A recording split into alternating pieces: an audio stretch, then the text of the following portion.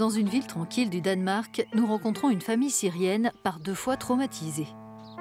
Après que le père a été mutilé et exécuté par les forces du président Bachar el-Assad, la mère et ses 4 enfants ont fui la Syrie en 2015. Ils ont tous obtenu un statut temporaire de réfugiés au Danemark. Depuis, la mère souffre de stress post-traumatique. Ça n'a été que de la peur et des pleurs. Tout d'abord, mon mari a été tué et puis mes garçons sont partis. Il y avait des bombes, le bruit des avions, le bruit des raids sur les maisons. Puis en mars dernier, une lettre est arrivée leur indiquant le réexamen de leur statut de réfugié.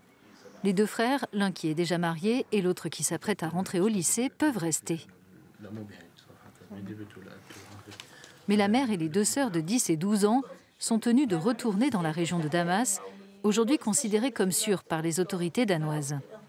Une décision qui déchire la famille une nouvelle fois. Pourquoi est-ce qu'on voudrait rentrer? J'ai peur d'être arrêtée et qu'on me demande où j'étais, où mes enfants étaient. J'ai 2 garçons et on peut me demander pourquoi ils ne sont pas dans l'armée. Ce régime est sans pitié. La Syrie n'est pas sûre en ce qui me concerne.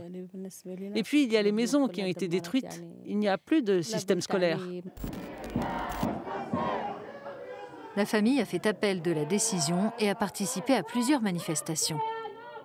Environ 200 autres réfugiés sur les quelques 35 000 ressortissants syriens qui vivent au Danemark sont actuellement dans la même situation.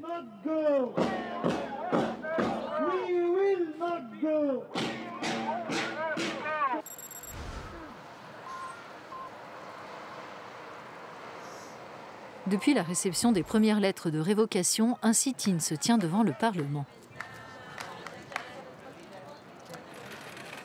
Réfugiée depuis 2014, sa mère, 57 ans, a entamé une grève de la faim et a dû être hospitalisée. Je connais beaucoup de gens qui ont eu peur que le gouvernement danois ne les renvoie en Syrie et qui sont partis dans d'autres pays européens. Et pour ceux qui sont rentrés en Syrie, j'ai entendu dire qu'1 ou 2 avaient été interceptés à l'aéroport et immédiatement interrogés. Et depuis, on n'a plus de nouvelles d'eux.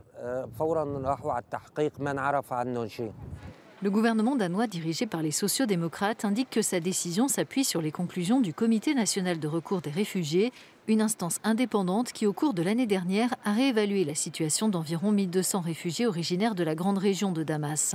Le ministre danois de l'immigration et de l'intégration a refusé nos demandes d'interview. Il nous a envoyé sa position par écrit. Le Danemark a été ouvert et honnête dès le début. Nous avons clairement dit aux réfugiés syriens que leur permis de séjour était temporaire et qu'ils pouvaient être révoqués si le besoin de protection cessait d'exister. L'approche du gouvernement danois consiste à fournir une protection à ceux qui en ont besoin.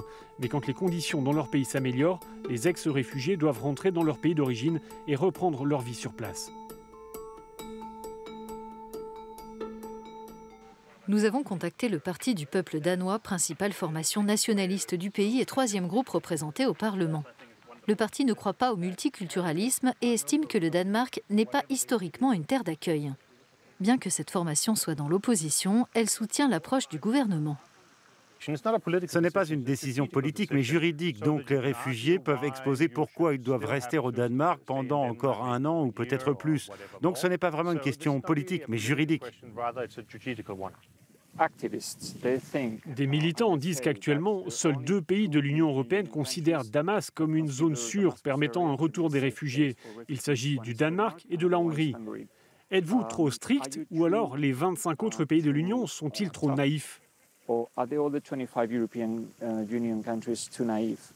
Mais si vous me permettez, cela n'a pas de sens de présenter les choses de cette manière, parce que tout dépend des situations individuelles.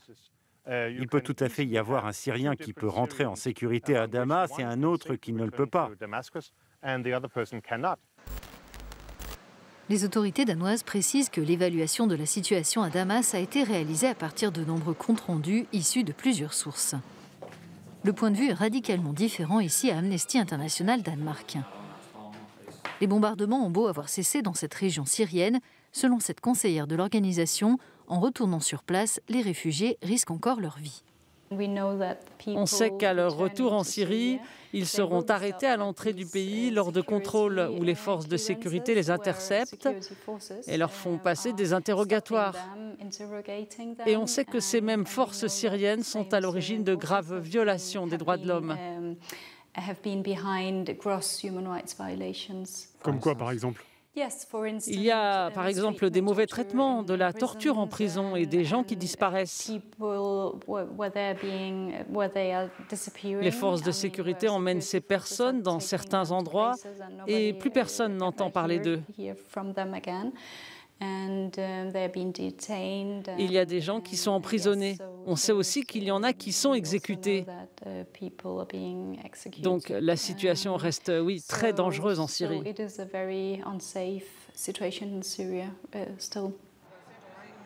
Quelle sera l'issue de ces révocations de statut? Nous sommes allés chercher des réponses à l'université de Copenhague. Des députés européens ont critiqué la décision danoise, mais le Danemark, du fait de sa clause de non-participation, n'est pas tenu de respecter les règles européennes en matière de droit d'asile. Sans lien diplomatique avec la Syrie, le pays ne peut pas renvoyer les réfugiés dont le statut a été révoqué.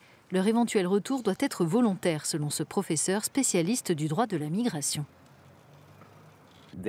Ils ne peuvent pas être soumis à des mesures de retour forcé.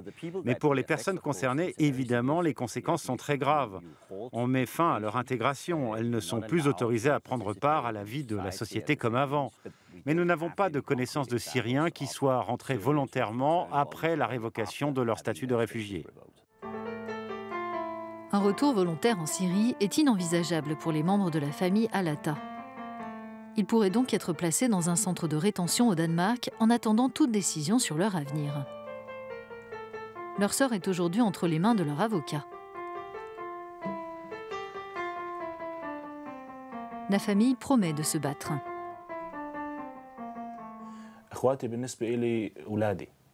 Mes sœurs sont comme mes enfants. Ma petite sœur est comme ma fille, et parfois elle m'appelle papa. Je ne vais pas les laisser partir en Syrie. La décision de les renvoyer en Syrie est totalement insupportable, quelles que soient les circonstances.